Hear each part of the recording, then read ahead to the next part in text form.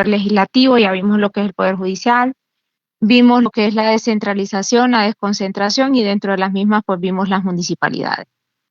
Hay otros órganos que sobre eso trataba sobre todo la tarea, que con el avance del derecho constitucional y con el avance también de las demandas, ¿verdad? Como sociedad o como Estado, pues ustedes van a ir viendo que hubo necesidad de crear otros órganos, perdón, que estos otros órganos tenían atribuciones y competencias propias.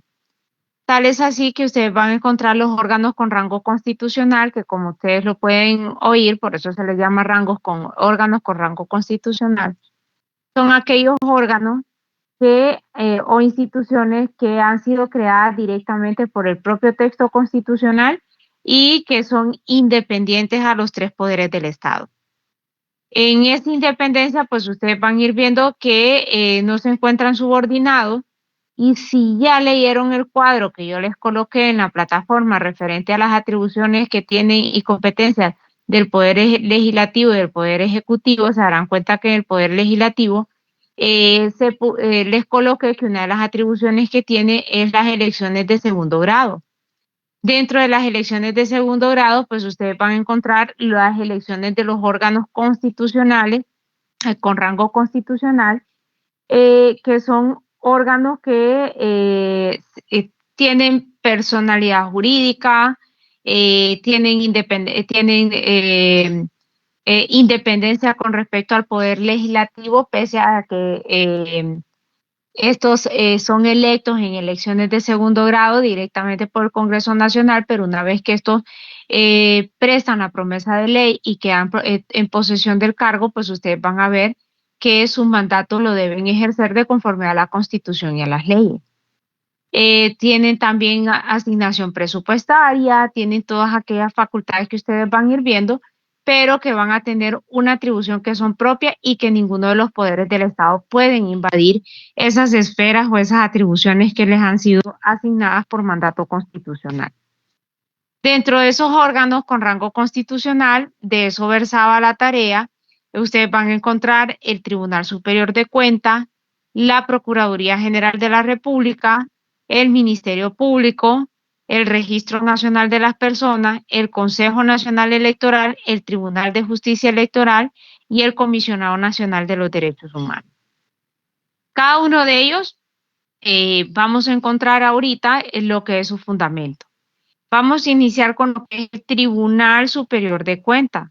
El Tribunal Superior de Cuentas se encuentra regulado del artículo 222 al artículo 227 de nuestra Constitución. Si ustedes se van del artículo 222 al 227, se darán cuenta que ya nos establece que el Tribunal Superior de Cuentas, su función o su atribución es el rector del sistema de control de los recursos públicos. Es un órgano de control. Va a ser quien va a controlar todos los recursos del Estado. Tiene autonomía funcional y administrativa de los poderes del Estado, que era lo que les señalaba a ustedes, que todos estos tienen esa característica, que únicamente se encuentran subordinados a lo que es la Constitución y las leyes. Voy a resaltar que cuando la Constitución en esta parte se refiere a las leyes, no solo se refiere a las leyes del Congreso, que nacen del Congreso Nacional, sino que ustedes también saben que tienen que respetar también los tratados internacionales, en vista de todos aquellos principios y doctrinas que hemos venido estudiando.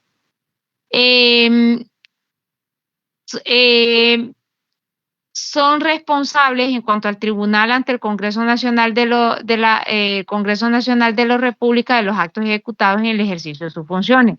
Esa responsabilidad más que todo tiene que ver con un mecanismo de control, más no de subordinación. ¿Por qué? Porque goza de independencia.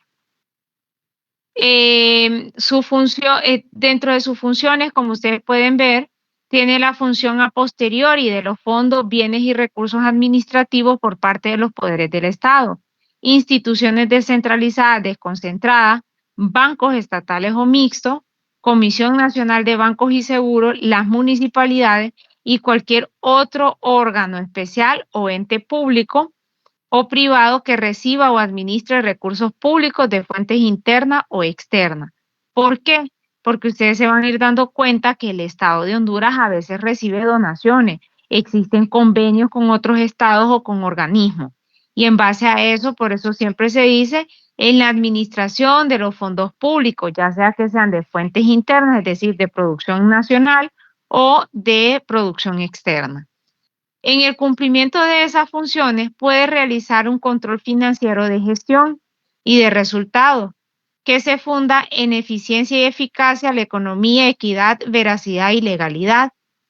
Tiene que ver con el establecimiento de un sistema de transparencia en la gestión de los servidores públicos, la determinación del enriquecimiento ilícito y el control de los activos, pasivos y en general de todo el patrimonio estatal. Eh, para cumplir con su función, el Tribunal Superior de Cuentas tiene sus atribuciones de conformidad a la ley orgánica del Tribunal Superior de Cuentas, pero no solo es esta ley.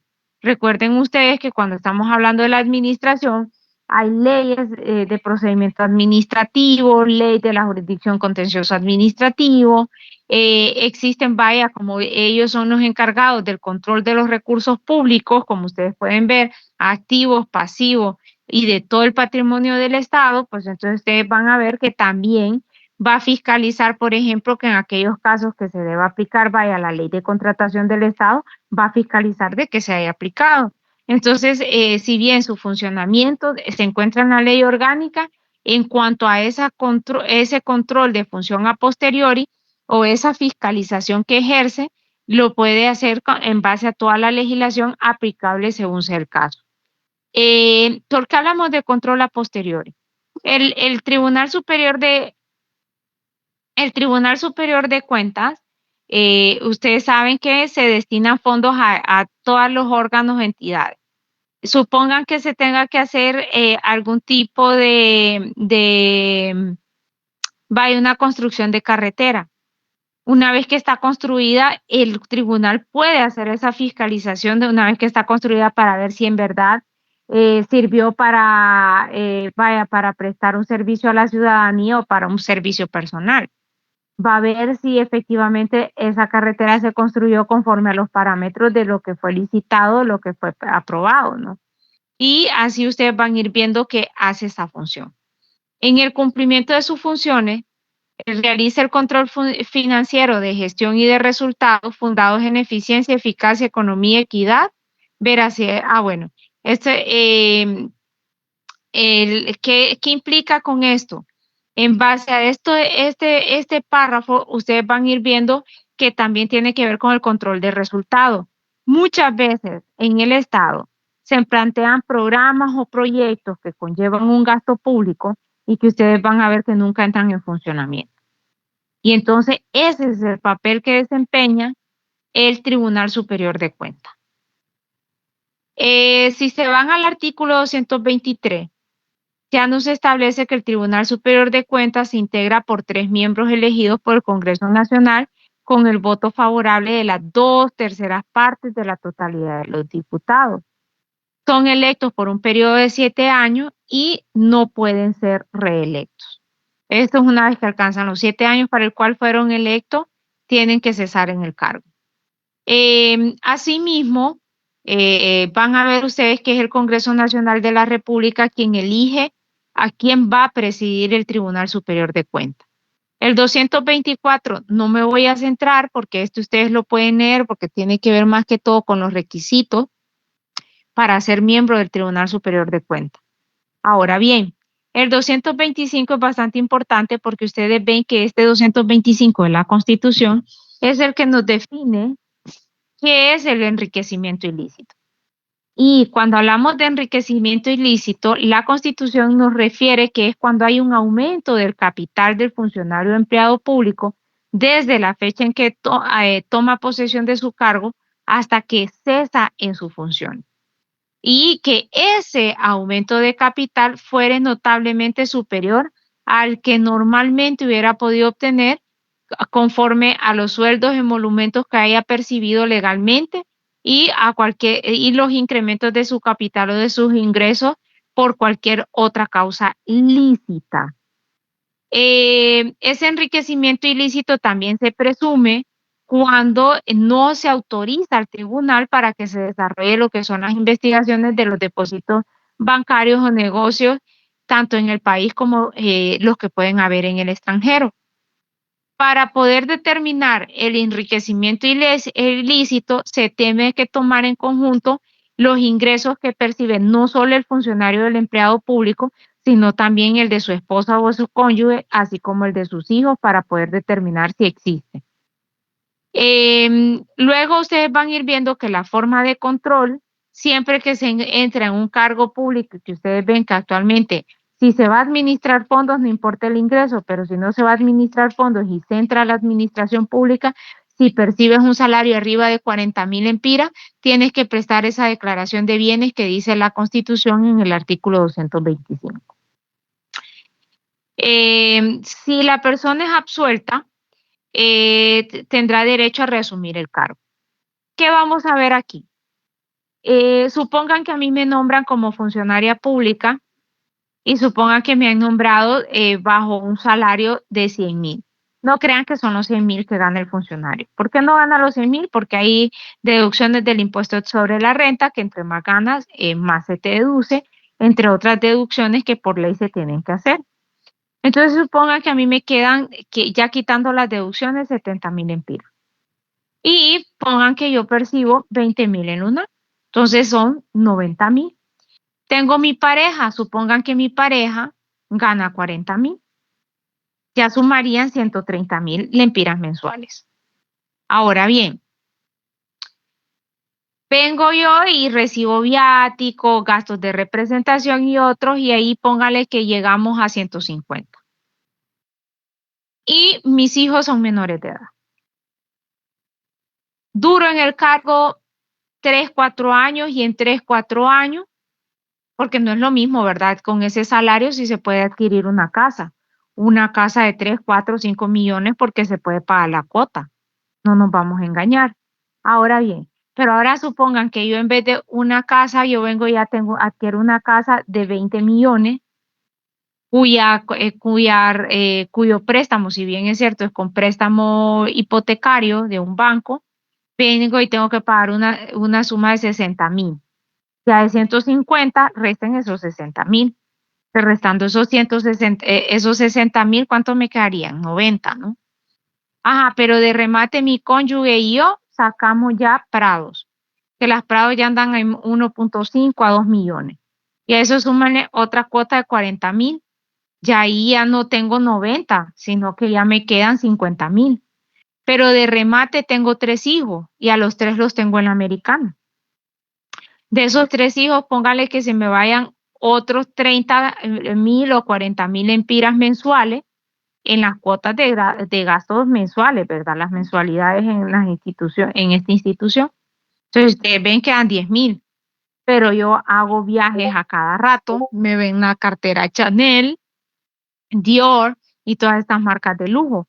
Y además ya no solo tengo la casa, sino que me descubren que yo he adquirido otro bien que está valorado en 5 millones y que también lo estoy pagando.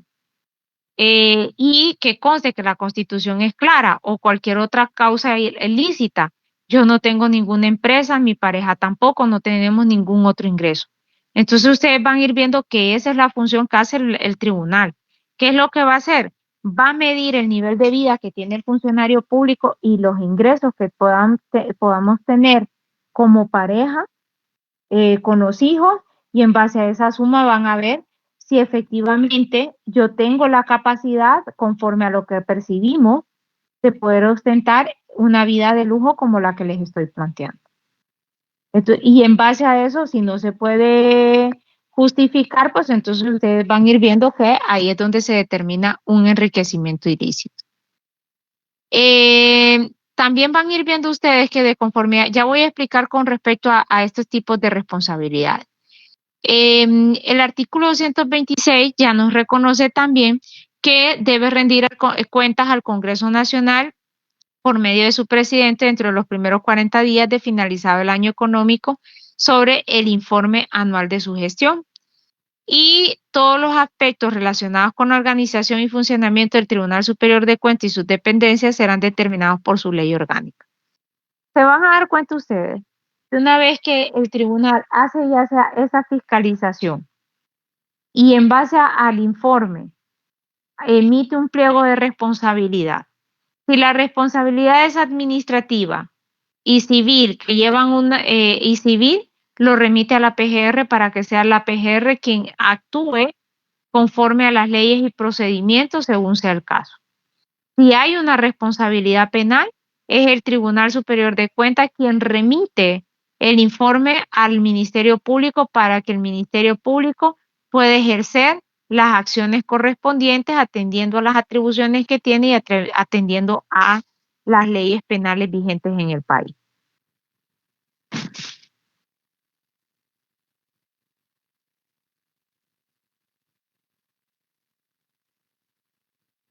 El 227 tiene que ver con su ley orgánica. Ahora bien, el otro tiene que ver con la Procuraduría General de la República. La Procuraduría la encuentran del artículo 228 al 231. Atendiendo al 228 ya nos dice que tiene la representación legal del Estado. Su organización y funcionamiento son determinados por una ley que es creada por el Congreso Nacional de la República. Es la ley orgánica de la PGR. Cuando ustedes ven representante legal del Estado, a grosso modo, jóvenes, o en el lenguaje común, si ustedes le consultan a cualquier abogado, a cualquier persona que tiene conocimiento sobre la PGR, en resumidas cuentas lo que le va a decir es, la PGR es el abogado del Estado. Va a ser el abogado que va a actuar en representación del Estado en instancia internacional como en instancia nacional. Esa es su función. Quitando los órganos con rango constitucional, quitando los entes descentralizados y las municipalidades que cuentan con sus propios abogados, excepto en materia civil, porque ya lo vamos a ver que aquí lo establece la Constitución. Pero caso contrario, y en instancia internacional, no importa qué institución haya cometido la violación, quien va a comparecer en representación del Estado en arbitraje internacional ante las cortes internacionales va a ser la Procuraduría General de la República. Ahora bien, como ustedes pueden ver, aquí ya no es un órgano colegiado, sino unipersonal. Lo que existe es un procurador y un subprocurador general de la República, electos también por el Congreso Nacional de la República en elecciones de segundo grado. Duran en el cargo 4 años y tampoco pueden ser reelectos. En cuanto a sus condiciones y requisitos, son las mismas inhabilidades establecidas para los secretarios de Estado.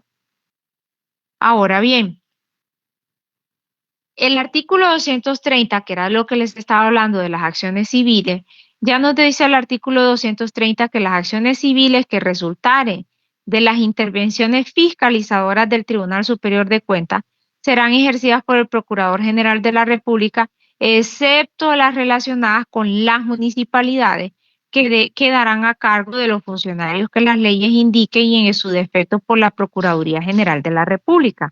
¿Qué significa en su defecto?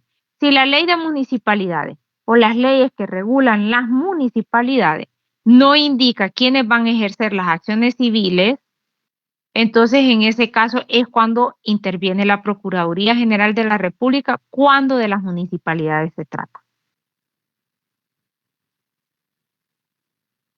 El 231 prácticamente tiene que ver con los fondos. Todos los órganos del Estado reciben fondos públicos. Todos los fondos públicos se aprueban a través del presupuesto general de ingresos y egresos de la República de Honduras, que CEFIN genera el proyecto y es aprobado por el Congreso.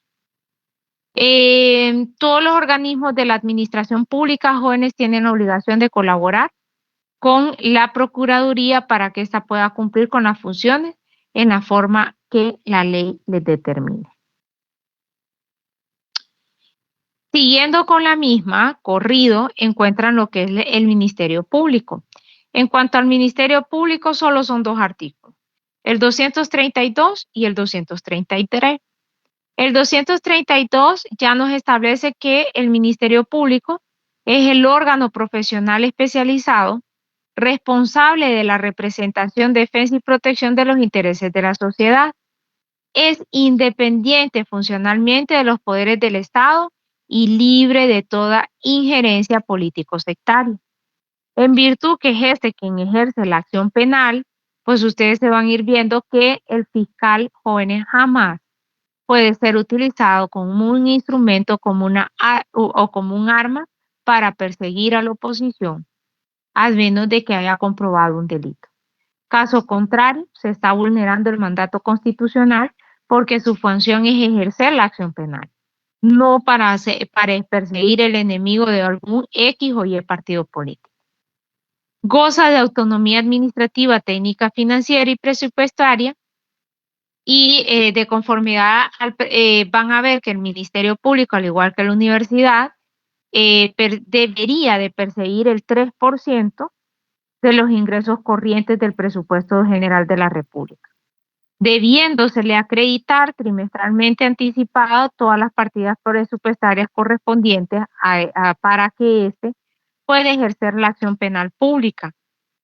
Hay asuntos que van a ir viendo que ustedes que pueden ser ejercidos por la Procuraduría General de la República y a las acciones que corresponden en su caso los particulares. Asimismo tiene el Ministerio Público la coordinación directa, técnica, jurídica en la investigación criminal y forense. ¿Por qué dice esto? Ustedes van a ver que, por ejemplo, en delitos ambientales, tanto el Ministerio Público como la Procuraduría pueden ejercer acciones. La PGR en materia penal, ustedes van a ir viendo que comparece cuando estamos hablando, como es el abogado del Estado y su función es esa, van a ir viendo que en cuanto a los requerimientos penales que presenta el Ministerio Público, cuando hablemos de la salud pública, hablemos de la seguridad pública, cuando ustedes vean que siempre hablemos de la pública, porque estamos hablando del Estado, van a encontrar que PGR manda un abogado a esos juicios y va a estar ahí representado y puede aportar pues, sus alegatos, sus argumentos y sus fundamentos en estos procesos.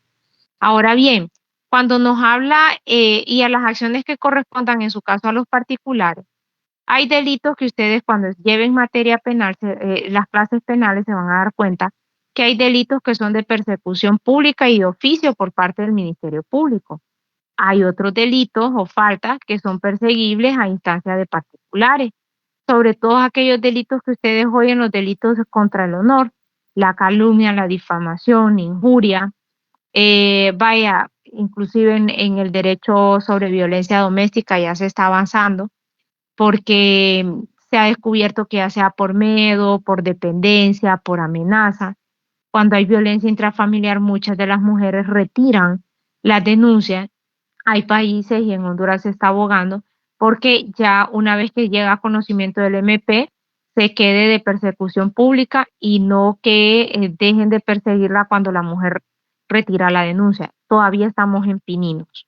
¿Por qué digo esto? Porque ustedes van a ver que muchas de las personas, muchas mujeres jóvenes, porque a veces somos perros, perdón por usar la palabra así, para criticar y decimos, ¿y por qué aguantó? ¿Y por qué retiró la denuncia? Porque psicológicamente ya está comprobado que hay muchas enfermedades psicológicas que genera ¿cómo se llama cuando te enamoras de tu secuestrador o de quien te violenta? ¿El complejo de qué? Masoquismo. Estocolmo. El de Estocolmo. Todos ustedes saben que ya está comprobado científicamente.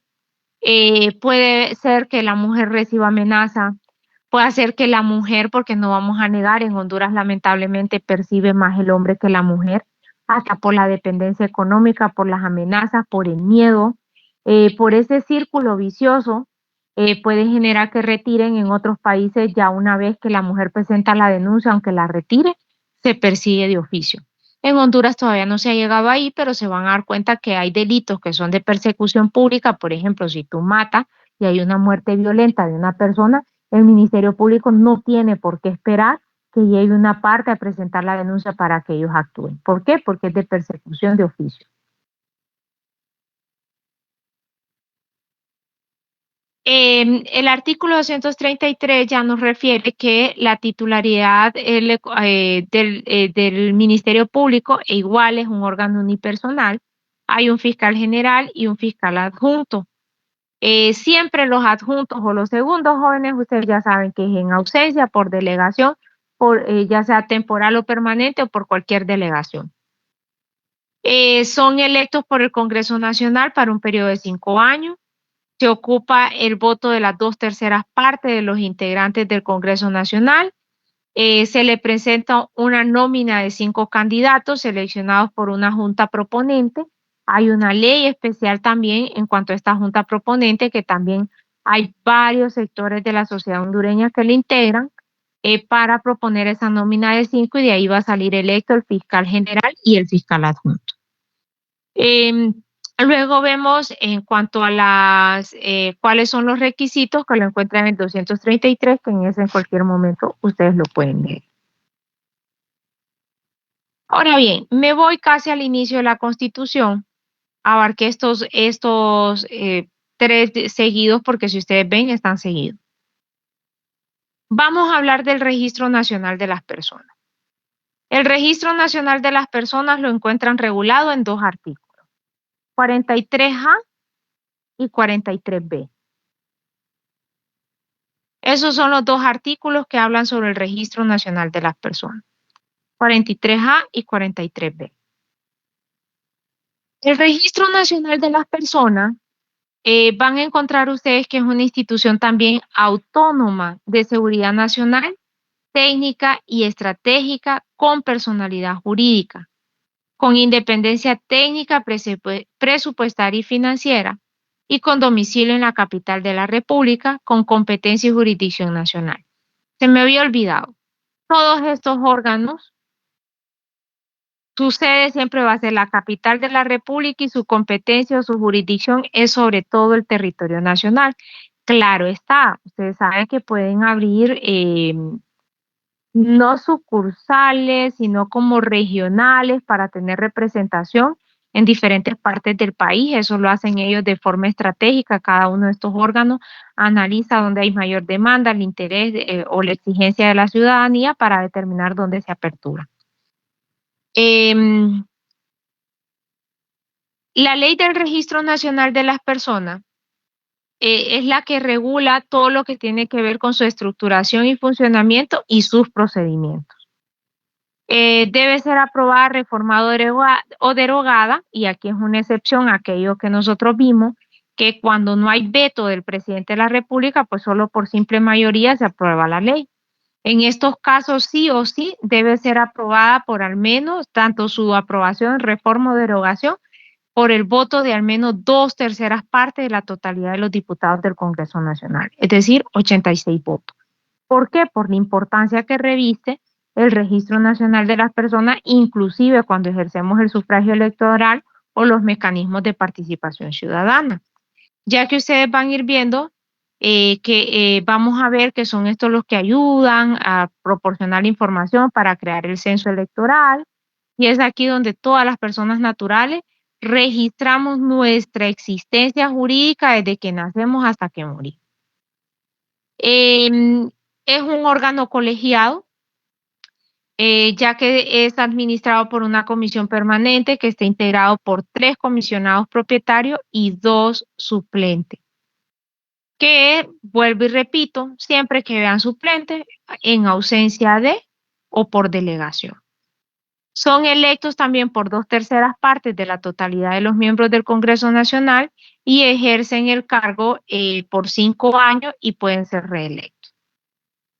En la primera sesión, los comisionados propietarios eligen el presidente y el orden de rotación. ¿Por qué? Porque la presidencia del Registro Nacional de las Personas es por un periodo de 1 año. Una vez cumplido el año, se tiene que rotar en otro de los comisionados propietarios. Y después que termina el año, tiene que rotarse en el otro. Claro está que van a ver, como solo duran 5 años, ustedes verán que van a haber 2 comisionados que van a terminar repitiendo. Pero la regla es que todos los 3 comisionados propietarios, de forma continua, tienen que ejercer la presidencia por 1 año.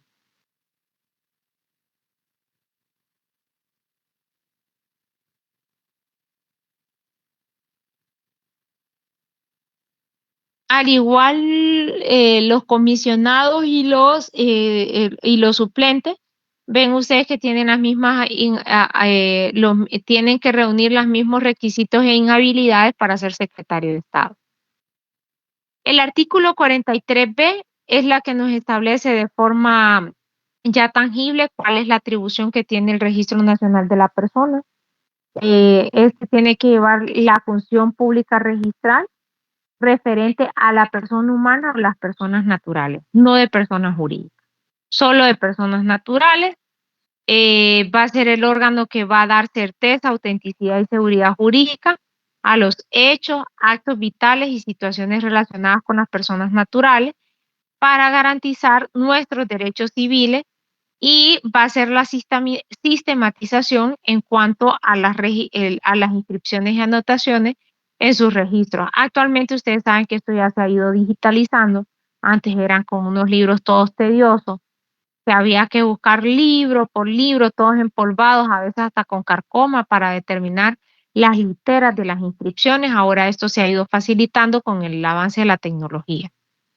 Tiene también a cargo lo que es administrar lo que es la identificación nacional, y también debe extender el documento nacional de identificación de nosotros como los ciudadanos, y a su vez debe proporcionar permanentemente y sin costo al Consejo Nacional Electoral toda la información depurada de los ciudadanos que hayamos obtenido nuestro documento nacional de identificación, así como de las defunciones ocurridas e inscritas en sus registros, para que el Consejo Nacional Electoral proceda a la elaboración del Censo Nacional Electoral, que al final es el censo el que determina quiénes son las personas que estamos habilitadas para ejercer el sufragio. Me dirán ustedes, abogada, pero a veces aparecen los muertos. Sí. ¿Por qué? Porque existe una obligación de nosotros como ciudadanos, y se lo digo porque yo lo cometí. Yo, siendo abogada, lo cometí. Mi mamá murió en el 2022. Sin embargo, aunque ustedes no lo crean, y siendo abogada y habiendo leído la ley, habiéndole estudiado por otros trámites, empecé el trámite para declarar su defunción. Ya no me acuerdo si fue hasta el 2024 o hasta el 2025, para que ustedes vean. O sea, no lo hice de forma inmediata. Claro, está aquí, va a aparecer en los censos electorales. O dos, cuando la defunción es reciente o la inscripción la hemos ido a hacer recientemente, lógico que va a salir habilitado porque ellos tienen un plazo para proporcionar esa información. Ahora bien, en cuanto al Consejo Nacional Electoral y al Tribunal de Justicia Electoral, estos se encuentran regulados de los artículos 51 al 58. Ambos órganos están del artículo 51 al 58. Consejo Nacional Electoral y el Tribunal de Justicia Electoral. Para ejercer la función electoral, se crea el Consejo Nacional Electoral y el Tribunal de Justicia Electoral. Ambos son autónomos e independientes, no subordinados a los poderes del Estado, de seguridad nacional, tienen personalidad jurídica, jurisdicción y competencia en toda la República.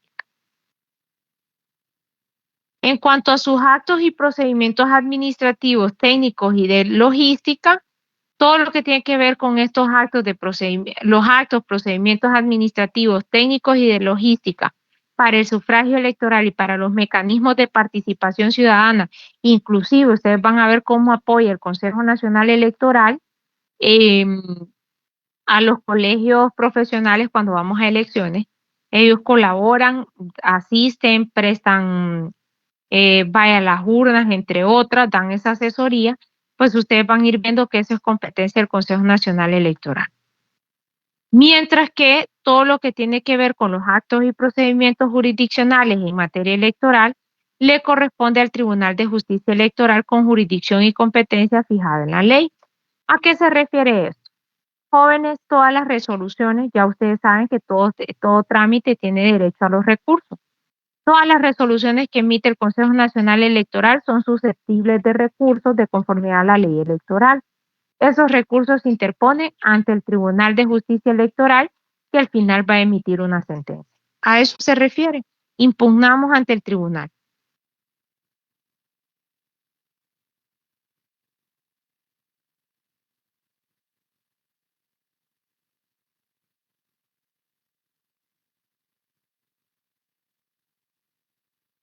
Como ustedes van viendo,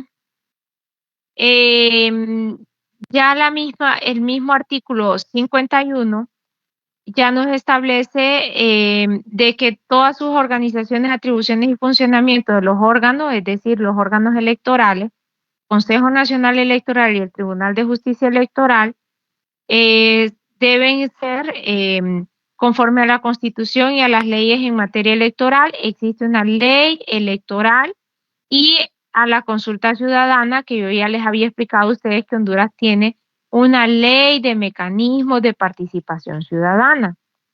Sí, y la misma Constitución ya nos establece que para la aprobación, reforma o derogación de estas leyes se requiere la mayoría calificada de las 2/3 partes de los votos de la totalidad de los diputados que integran el Congreso Nacional.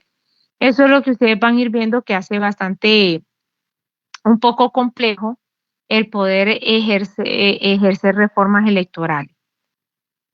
El artículo 52 ya nos establece cómo está conformado el Consejo Nacional Electoral. El Consejo está integrado por 3 consejeros propietarios y 2 consejeros suplentes. Son electos por las 2/3 partes de los votos de la totalidad de los diputados del Congreso Nacional. Se eligen por 5 años, pueden ser reelectos. Ahí mismo nos establece cuáles son los requisitos. Sin embargo, el último párrafo de este artículo 52 ya nos establece que no pueden ser consejeros, ya nos establece las prohibiciones de quienes no pueden ser consejeros, que ustedes ya van a ir viendo que tienen que ver con parentesco de segundo grado o cuarto grado de consanguinidad.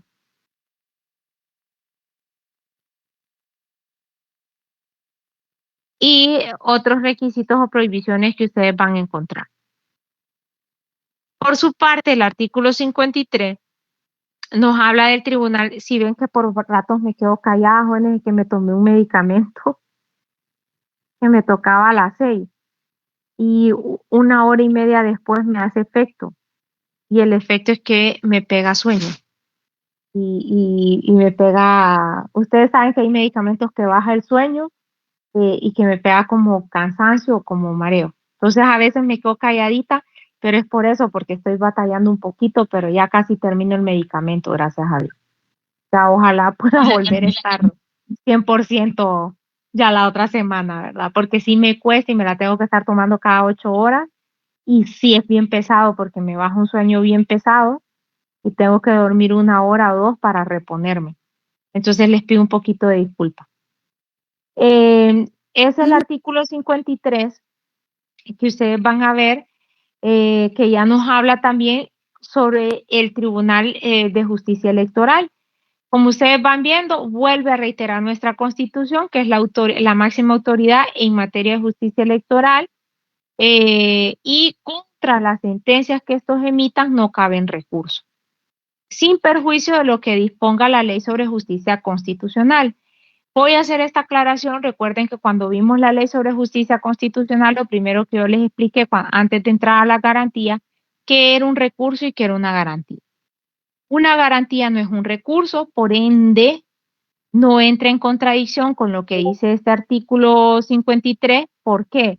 Porque las sentencias que emite el Tribunal de Justicia Electoral son susceptibles de amparo. Y como tienen competencia sobre todo el territorio nacional, pues ustedes saben que le corresponde a la Sala de lo Constitucional. Los recursos son los medios de impugnación que me permiten a ustedes o a mí el poder impugnar una resolución para que un órgano de mayor jerarquía o un órgano jurisdiccional pueda verificar si esa resolución o ese fallo o esa sentencia fue dictada conforme a derecho. La garantía tiene que ver con la tutela y la efectividad o el reconocimiento de los derechos fundamentales y de los derechos humanos.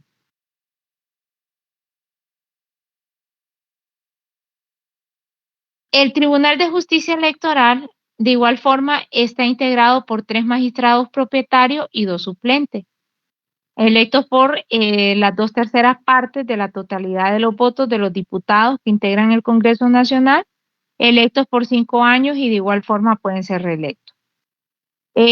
Para ser electos magistrados del Tribunal de Justicia Electoral se requieren los requisitos siguientes, que eso ustedes ya lo pueden leer porque ahí ya nos establecen. Ya ustedes ven qué requisitos son. No creo que les va a ir a preguntar requisitos, la verdad. El artículo 55 es bastante importante porque este ya nos establece que los miembros propietarios del Consejo Nacional Electoral y del Tribunal en la primera sesión van a elegir el presidente y el orden de rotación. Al igual que el registro, ustedes van a ir viendo que la presidencia se debe rotar entre los miembros propietarios. La van a ejercer por un año. Ningún miembro propietario puede repetir si no lo han ejercido la presidencia, los 3 miembros propietarios.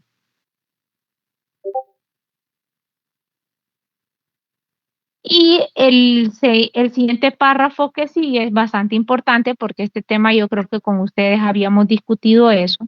Si ustedes van a ir viendo, los consejeros del Consejo Nacional Electoral y los magistrados del Tribunal de Justicia Electoral no pueden realizar o participar de manera directa o indirecta en actividades partidistas, porque recuerden que tienen la función electoral y por ende no pueden hacer actividades partidistas, no pueden desempeñar ningún cargo remunerado, excepto que sea la docencia y las ciencias médicas. Y aquí sí voy a hacer una aclaración. Ya les habíamos hablado de esto, los médicos sí se cuidan muchísimo en cuanto a proteger a sus agremiados. Prácticamente de ejercer las ciencias médicas, prácticamente jóvenes solo les aplica a los consejeros del Consejo Nacional Electoral. ¿Por qué? Porque para ser consejeros, cuando ustedes lean los requisitos se darán cuenta que no se requiere ser abogado. Ya para ser miembros del Tribunal de Justicia Electoral, sí se ocupa ser abogado. ¿Por qué? Porque van a emitir fallos, porque ejercen funciones jurisdiccionales. Entonces, prácticamente al menos que sea, aunque no lo crean, sí se puede dar. Yo tuve un compañero que era médico y estaba sacando como segunda carrera Derecho. Entonces, puede hacer que sea electo el día de mañana magistrado del tribunal y puede ejercer su profesión como médico, siempre y cuando, vuelvo y repito, no exista traslape de horario. La docencia, como ustedes pueden ver, no está prohibida con ninguno de los cargos de función electoral, ninguno de los cargos de la función administrativa de las funciones del Estado, al menos que haya choque de horario. El artículo 56 refiere sobre el Censo Nacional Electoral. El Censo Nacional Electoral es público y por eso ustedes ven que ahora con el avance de la tecnología nos mandan un código QR, un URL, para que nosotros con nuestra identidad podamos ver cuál es nuestro centro de votación, cuál es la línea, cuál es la mesa, en qué línea me encuentro dentro del padrón electoral, cuál es la mesa y cuál es mi centro de votación. La inscripción de los ciudadanos, también le corresponde es la inscripción de los ciudadanos, así como las modificaciones ocurridas por muerte, cambio de vecindario, suspensión, pérdida o restablecimiento de la ciudadanía se verificará en los plazos y con las modalidades que determine la ley electoral. ¿Por qué es importante esto? Porque deben de depurar las defunciones. Una vez que el Registro Nacional les reporta quienes han fallecido, tienen que depurarlo. ¿Qué más? El cambio de domicilio. Ustedes saben que se tiene que actualizar el cambio de domicilio porque el ideal es habilitar el sufragio universal a todos los ciudadanos. Y por ende, si cambiamos de domicilio, nos tienen que asignar un centro electoral que sea más cercano a nuestro domicilio para prevenir o para garantizar que podamos ejercer el sufragio. En cuanto a la suspensión, pérdida o restablecimiento de la ciudadanía, cuando estudiamos la ciudadanía, recuerden que vimos que la ciudadanía nos otorga los derechos políticos. Si se te suspendió o la perdiste, no puedes aparecer habilitado en el censo electoral. Una vez que se restablece para aquellos que fue suspendida, entonces se te vuelve a habilitar para que puedas ejercer el sufragio. El artículo 57 y 58 tiene que ver con los delitos electorales. La acción penal por los delitos electorales jóvenes prescribe a los 4 años. es de persecución pública, o sea, lo debe de perseguir el Ministerio Público y empieza a correr. Imagínense que acabamos de pasar el proceso electoral el año pasado y como lo pasamos el año pasado, supongan que cometimos algún delito electoral. A partir de esa fecha en que cometimos hay que contar los 4 años. Pasados los 4 años ya no se nos puede perseguir por esa acción, a menos que se haya presentado el requerimiento y en base a aquello que vimos del sobreseimiento definitivo y el sobreseimiento provisional, entonces puede hacer que esté en stand-by para que se recupere prueba, que es la oportunidad que permiten las leyes para recuperar pruebas. Y cuando hablamos de delitos y faltas electorales, son la justicia ordinaria. Ya ustedes saben que cuando hablamos de justicia ordinaria o tribunales ordinarios, nos referimos a aquellos tribunales que han sido creados por ley, que tienen atribuciones y competencias ya previamente establecidas por las leyes penales y que estos serían los tribunales penales. Eso prácticamente es lo que tiene que ver, en resumidas cuentas, con este orden. Para el día lunes, me colocan ahí que quedamos pendientes con el CONADE. O el comisionado CONADE, o el Comisionado Nacional de los Derechos Humanos. El lunes terminamos contenido. Hoy sí ya les confirmo. Porque ya prácticamente nos queda el CONADE y nos quedan otros temas constitucionales. ¿Ok? Está bien, abogada. Los veo el lunes.